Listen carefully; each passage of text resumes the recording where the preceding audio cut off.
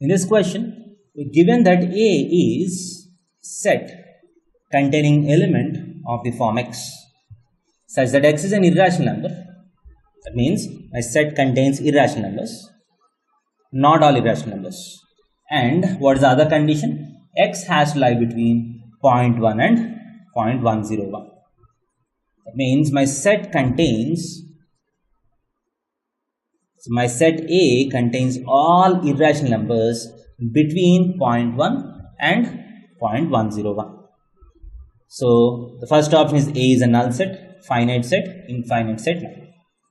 So we would have learned, so we know that between any two numbers, between any two different real numbers, you can insert infinite number of rationals and infinite number of irrationals, right? So between any two, there is 0.1 and 0.101, between any two numbers, you can insert an infinite number of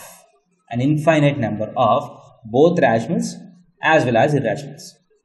So A is a rational number between 0.1 and 0.101. So there are infinite number of them, hence A is an infinite set.